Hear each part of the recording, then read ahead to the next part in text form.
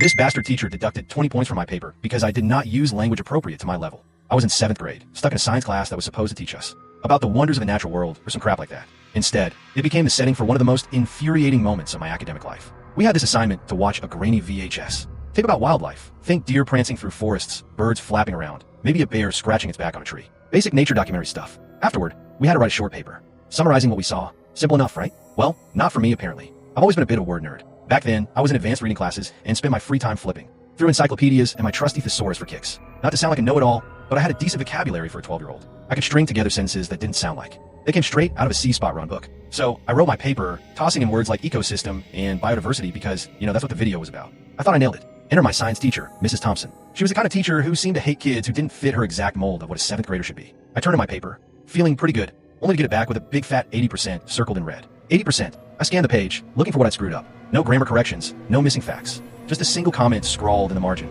Inappropriate language for grade level. Minus 20 points. I was pissed. Inappropriate language? I didn't drop an F-bomb or call the deer in the video, Majestic beast in some sarcastic tone. I just used words that accurately describe what I saw. Apparently, that was my crime. Mrs. Thompson thought I was showing off or something. Like I'd swallowed a dictionary to rub it in her face. I went up to her after class, paper crumpled in my hand, and asked what the deal was. James, she said, looking at me like I committed treason. You're in 7th grade. You shouldn't be using words like sustainability or habitat. It's not appropriate for your level. I blinked at her, dumbfounded. But those are the words from the video, I said. They're in the textbook too. She didn't budge. You need to use simpler language. This is a 7th grade class, not college. I want to scream. The video literally used those terms. The textbook had a whole chapter on ecosystems. Was I supposed to dumb it down to animals live in the woods just to make her happy? I argued my case, but she just waved me off, saying I needed to learn my place or some nonsense. I walked back to my desk, fuming, and I swear I'm still salty about it 25 years later. The kicker? My friend Ethan, who was in the same class, wrote a paper that was basically I saw birds and trees. It was cool. He got 95%. No shade to Ethan. He was a good dude, but his paper said nothing. Meanwhile, I'm getting dock points for actually